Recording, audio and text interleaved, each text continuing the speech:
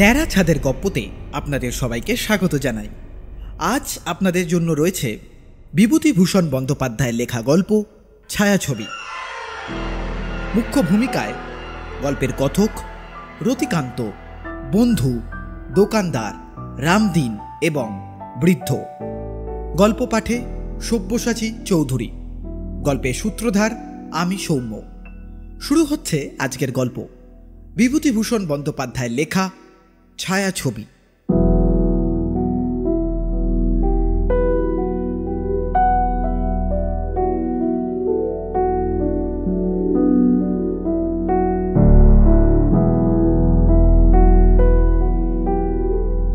এক বন্ধুর মুখে গল্পটি শোনা। আমার বন্ধুটি অনেক দেশ বেরিয়েছেন, লোক হিসেবে অমায়িক, রসিক এবং শিক্ষিত। কলকাতাতেই থাকেন। যখন তার সঙ্গে আমার প্রথম দেখা হয় তখন গল্পে গল্পে অনেক সময় সারা রাত কেটে যেত। প্রকৃতপক্ষে ঠিক মনের মতন লোক পাওয়া বড় দুষ্কর। অনেক কষ্টে একজন হয়তো মেলে।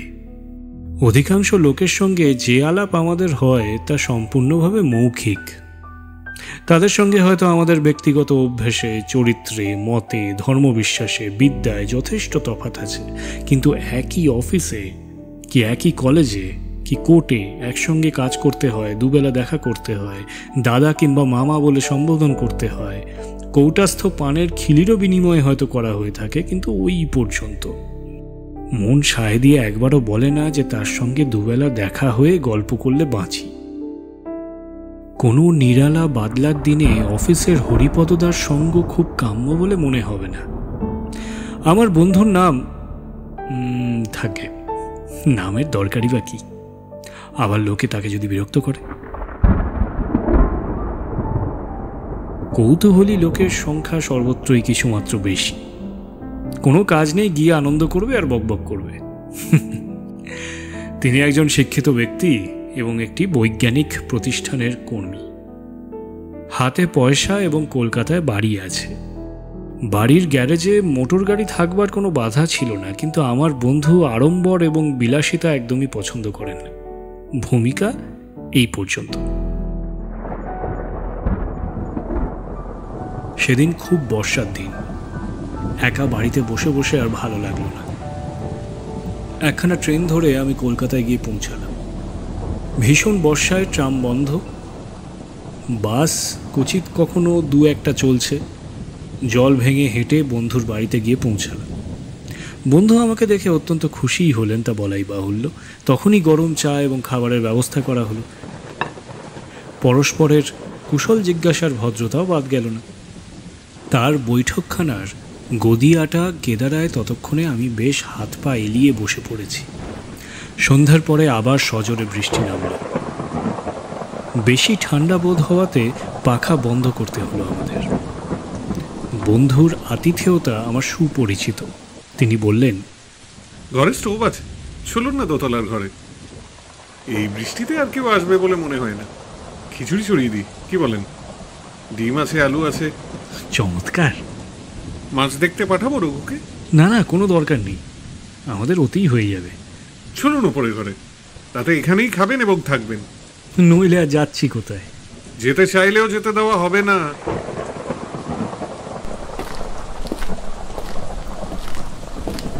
ওপরের বসবার ঘরটিতে বন্ধুর লাইব্রেরি। দেওয়ালের গায়ে সারি দেওয়া কাঁচের আলমারি সাধারণত বিজ্ঞান ও ইতিহাসের বইয়ে ভর্তি। দেওয়ালে বড় বড় অয়েল পেন্টিং, প্রতিকৃতি নয়, সবই ল্যান্ডস্কেপ। ভালো চিত্রকরের হিমালয় অঞ্চলের দৃশ্য। আমার বন্ধু হিমালয়কে অত্যন্ত ভালোবাসে। হিমালয় অঞ্চলের ভৌগোলিক তত্ত্ব তার নখদর্পণে।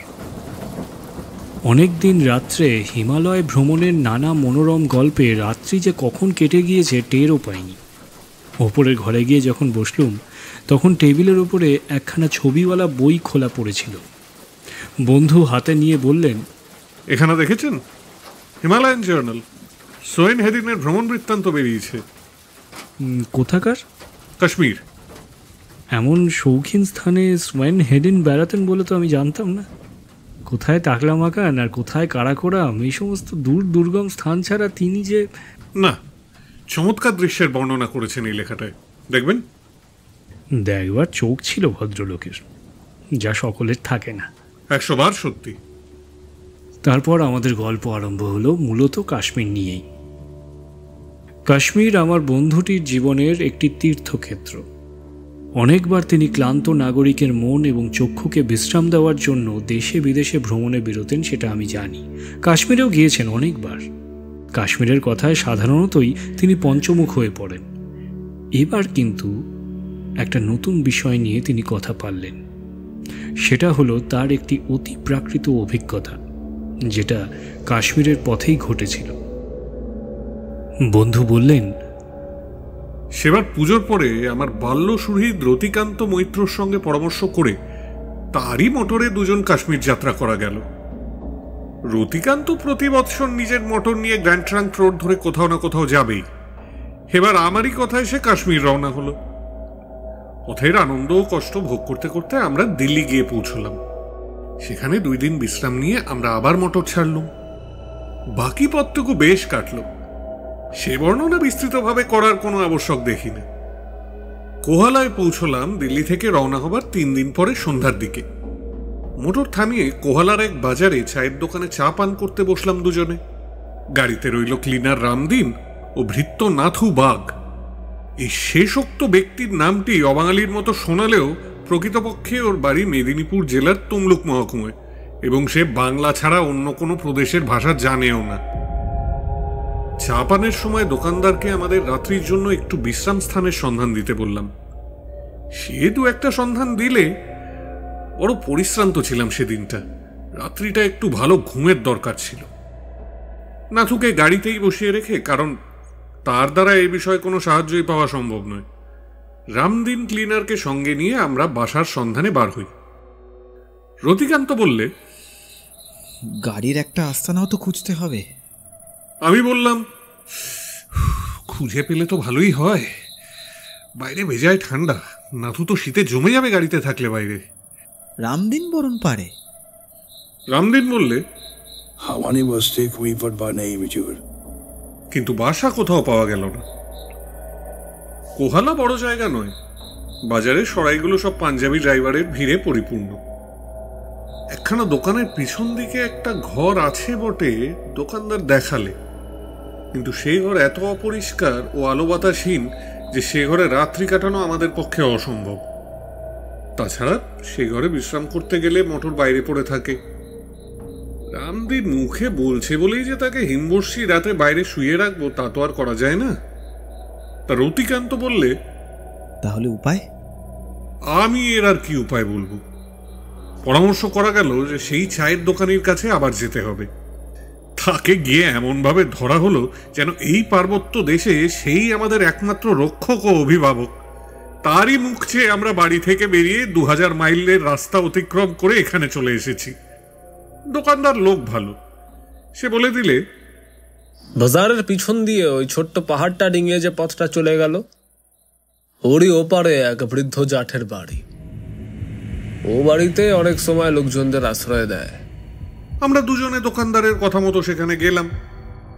বাড়িখানা কাঠের দোতলা। দেখে মনে হয় একসময় বাড়ির মালিকের অবস্থা ভালোই ছিল। আমাদের ডাকাডাকিতে একজন বৃদ্ধ দাড়িওয়ালা লম্বা সুপুরুষ ব্যক্তি দৌড় খুলে রুক্ষস্বরে জিজ্ঞেস করলে,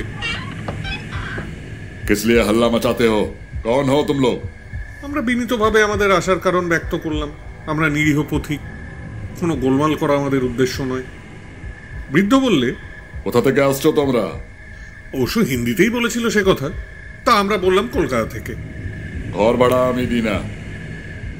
মেহরবানি করে একটু জায়গা দিতেই হবে। কে বললো এখানে জায়গা আছে? কেন, ওই বাজারে শুনলাম। না না, আমি ঘর ভাড়া দিই না। ভাড়া না দেন, একটু আশ্রয় তো দিন। বৃদ্ধ একটুখানি কি ভেবে বললে, কতজন লোক? আগে 4 জন, তবে একজন মোটরে শুয়ে থাকবে ওই বাজারে। একখানা ঘরের বেশি দিতে পারবো না। তাই আমরা কৃতজ্ঞতার সঙ্গে গ্রহণ করব। আমরা বিস্ময়ের সঙ্গে লক্ষ্য করলাম লোকটি আমাদের নিয়ে সিঁড়ি বেয়ে দোতলায় উঠতে লাগলো। বাড়িতে কোনো স্ত্রীলোক আছে বলে আমাদের মনে হলো না।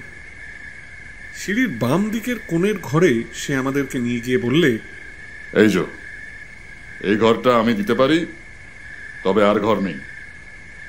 ওই কার্পেটখানা টেনে নেবেন, আর বাইরের জগটায় জল আছে, তবে গরম জল কিন্তু দিতে পারবো না। বলেই লোকটা চুপ করে গেল। আমাদের ভয় হলো পাছে সে আবার মত বদলায়। আমরা উভয়ই জোর করে বললাম, আপনার খুব মেহেরবানি, চমৎকার ঘরটি। জিনিসপত্র কোথায়? আগে মোটরেই আছে, আরো 2 জন লোক মোটরে আছে, তাদের একজনকে নিয়ে আসি। হ্যাঁ, কি খাবেন রাত্রে? এখানে কিন্তু খাবার ব্যবস্থা হবে না। কোনো দরকার নেই, আমরা দোকান থেকে আনিয়ে নেব। চলুন আমরাও নিচে যাই, বাজারে যাব। আধ ঘন্টা পরে আমরা আবার এসে ঘরে বিছানাপত্র পেতে নিলাম। রামদিন মোটরই থেকে গেল। রতিকান্ত অত্যন্ত ক্লান্ত ছিল সেদিন। তারই অনুরোধে আমি আলো নিভিয়ে দিয়ে ওর শোয়ার ব্যবস্থা করে দিলাম। তারপর আমি নিজে এসে বারান্দায় দাঁড়ালাম। বাজারের রাস্তা সামনের ছোট পাহাড়ের মাথা ডিঙিয়ে যে উপত্যকায় নেমেছে, তারই উপরে এই ছোট্ট দোতলা কাঠের বাড়িটি। অল্প অল্প জ্যোৎস্না উঠেছে। সামনের নিম্নভূমি অর্থাৎ উপত্যকায় বেটে ওক, চেনার ও সরল গাছের ফাঁকে ফাঁকে জ্যোৎস্নার কি অপূর্ব শোভা! আহা, বাতাস বেশ শীতল। আমার যেন চোখে ঘুম আসছে না। এই সুন্দর বনাবৃত উপত্যকার শান্ত কুটিরখানি সারা রাত্রি জেগে ভোগ করি, এই যেন আমার মনের গূঢ় বাণী। কিন্তু শরীর মানল না। পথক্লান্ত দেহ এলিয়ে পড়তে চাইছিল শয্যায়। অগত্যা শয্যা আশ্রয় করা ছাড়া আর উপায় রইল না। সঙ্গে সঙ্গেই ঘুমিয়ে পড়লাম। অনেক রাত্রে আমার ঘুম ভেঙে গেল। আমি জেগে উঠে বিছানার উপর বসলাম। কি একটা শব্দ যেন আমি ঘুমের ঘরে শুনেছি, তাতেই ঘুম ভেঙেছে। শব্দটা তখনও হচ্ছে। আমি বাইরের বারান্দায় গিয়ে দাঁড়ালাম। বাইরে গিয়ে দাঁড়াবার সঙ্গে সঙ্গে আমার চোখ গিয়ে পড়ল নিম্নের উপত্যকার বনভূমির দিকে। এমন একটি দৃশ্য আমার চোখে পড়ল যাতে আমি পাথরের পুতুলের মতো আড়ষ্ট হয়ে গেলাম। চাঁদ হেলে পড়েছে পশ্চিমের আকাশে। তারই সুস্পষ্ট আলোয় আমি দেখি একটি নারী মূর্তি আমার সামনে কি একটা বড় গাছের ডালে দোলনা বেঁধে দোল খাচ্ছে। ভালো করে চেয়ে দেখলাম, হ্যাঁ, নারী বটে, সুন্দরী নারী। 22-23-এর মধ্যে হবে বয়স। কিন্তু মেয়েটির দোল খাওয়ার স্থান, বিশেষ করে সময়, আমার কাছে বড় আশ্চর্য বলে মনে হলো। কাশ্মীরের দিকে আমি কখনো আসিনি বটে, কিন্তু এখানকার মেয়েরা এই হিমবর্ষী রাতের শেষ প্রহরে বনে এমনভাবে দোলনাটা গিয়ে দোল খায় নাকি? দৃশ্যটা যদি শুধু সুন্দর হতো, না মানে সুন্দর সন্দেহ নেই, তাহলে আমি এমন অস্বস্তি বোধ করব কেন? আমার যেন মনে হলো এই দৃশ্যর মধ্যে একটি জিনিস আছে যা অশিব, যা নিয়মের বিপরীত, যা অমানুষী। তাড়াতাড়ি রতিকান্তকে ডাকলুম। সেও যখন বাইরে এলো, তখনও মেয়েটি দোল খাচ্ছে। রতিকান্তকে বললাম, ও কে ভাই? সে অবাক হয়ে গিয়েছে। চোখ রোগড়ে বললে, তাই তো, এখানকার মেয়েরা ওরকম করে নাকি? আমি কি করে জানবো? হঠাৎ রতিকান্ত বলে উঠল, ও কি দোলনায় দড়ি কই? গাছে টাঙিয়েছে কি দিয়ে? ভালো করে চেয়ে দেখলাম, সত্যি তো দোলনার দড়ি অস্পষ্ট, এত যে চন্দ্রালোকে দেখা যাচ্ছে না। সরু তার হলেও দেখা যাবে এই আলোতে, কিন্তু তার বা দড়ি কিচ্ছু নেই। শূন্যে ঝুলছে দোলনাটা। আরো একটা ব্যাপার যা এতক্ষণ পরে আমরা লক্ষ্য করলাম, আমাদের দিকে অল্প দূরেই গাছটার তলায় এই ব্যাপারটা ঘটছে, অথচ কোনো রকম শব্দ আমাদের কানে আসছে না। সব শুদ্ধ মিলিয়ে যেন একটা ছবি। রতিকান্ত বললে, ভাই, বাড়িওয়ালাকে ডাকবো? ডাকো। কিন্তু ওনার যদি পরিচিত কেউ হয় তাহলে তো চটে যাবে। তুমি ডাকো, যা হয় হবে। কথা বলতে বলতে একটু অন্যমনস্ক হয়ে পড়েছিলাম বোধহয় কয়েক সেকেন্ড। পরক্ষণেই সামনের দিকে চেয়ে দেখি কোথায় সেই দোদুল্যমানা তরুণী নারী মূর্তি। কিছুই নেই সেই গাছের তলায়। ওই তো সেই বাঁকা ডালটা, জ্যোৎস্নায় স্পষ্ট হয়ে ফুটে উঠেছে গাছটার শুভ্র কাণ্ড। পাশের বেটে ওক গাছটা তেমনই দেখা যাচ্ছে, কিন্তু কেউ কোথাও নেই। গাছের তলা একদম ফাঁকা। রতিকান্ত বললে, ও কি, কোথায় গেল? হ্যাঁ, তাই তো, আশেপাশে নেই তো। কয়েক সেকেন্ডের মধ্যে কেউ পালাতে পারে না আমাদের দুজনের চোখ এড়িয়ে এই জ্যোৎস্নালোকিত উপত্যকা থেকে। যাওয়ার আর কোনো রাস্তা নেই, বাজারে যাওয়ার ওই পায়ে হেঁটে যাওয়ার পথ ছাড়া। পেছনে উঁচু পাহাড়টা, বনের নিচে আগাছার জঙ্গল নেই তেমন বাংলাদেশের মতো। বেশ পরিষ্কার তলা দেখা যাচ্ছে জ্যোৎস্নায়। সম্ভব নয়, কোনো মতেই সম্ভব নয় কোথাও লুকোনো বা পালানো আমাদের চোখ এড়িয়ে, তাও আবার এত অল্প সময়ের মধ্যে। রতিকান্ত বললে, ব্যাপার কি? তাই তো আমিও ভাবছি। এ যে দেখছি একেবারে ম্যাজিক। সেই রকমই তো মনে হচ্ছে। কি করবো এখন? আপাতত আর খুব বেশি কিছু করার নেই, চলো শুয়ে পড়া যাক।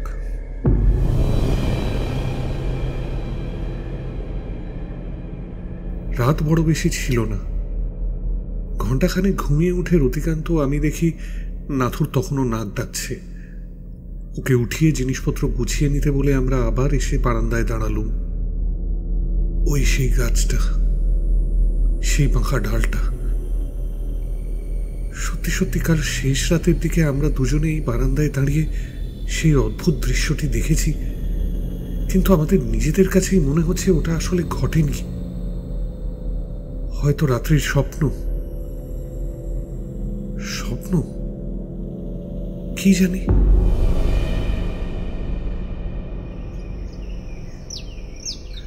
দাড়িওয়ালা বৃদ্ধের নিকট বিদায় নিয়ে আমরা মোটরের পাশে এসে দাঁড়ালাম। আমাদের দোকানি বন্ধু চেরা সরল কাঠের ডাল উনুনে দিয়ে আগুন জ্বালানোর চেষ্টা করছে। আমাদের দেখে বললে, কে বাবু, জব্বর ঘুম হয়েছিল? হ্যাঁ। কোনো বিপদ আপদ ঘটেনি তো? আমি যেন দোকানের কথার সুরে ও দৃষ্টিতে একটি প্রচ্ছন্ন প্রশ্ন লক্ষ্য করলুম।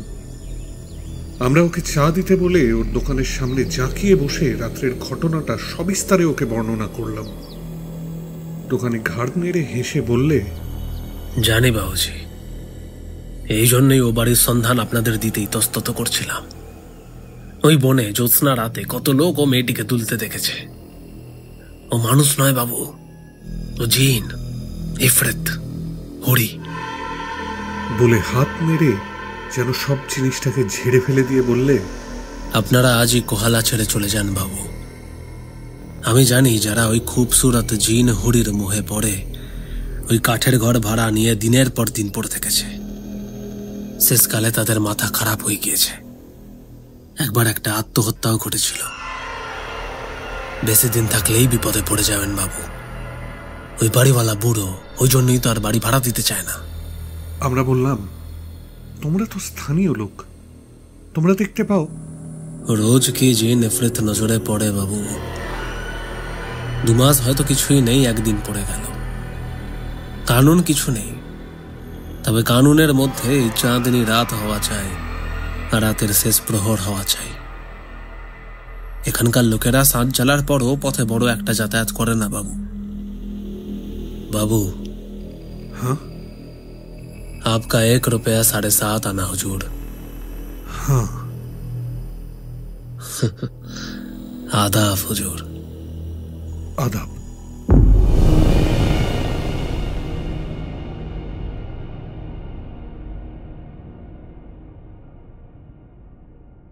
এতক্ষণ আপনারা শুনছিলেন বিভূতিভূষণ বন্দ্যোপাধ্যায়ের লেখা গল্প ছায়াছবি। গল্প পাঠে সব্যসাচী চৌধুরী, বন্ধু সমী শুভ্র গাঙ্গুলি, দোকানদার অনিকেত ঘোষ, বৃদ্ধ ইন্দাস বড়াল, রতিকান্ত রামদিন এবং গল্পের সূত্রধার আমি সৌম্য। ধ্বনি পরিকল্পনা ও সমগ্র মিশ্রণে সন্দীপ দেবনাথ এবং সৌম্য মুখার্জি। আগামী সপ্তাহে ঠিক এই সময় একটি সম্পূর্ণ ভিন্ন স্বাদের গল্প নিয়ে হাজির থাকবে টিম ন্যাড়া ছাদের গপ্প।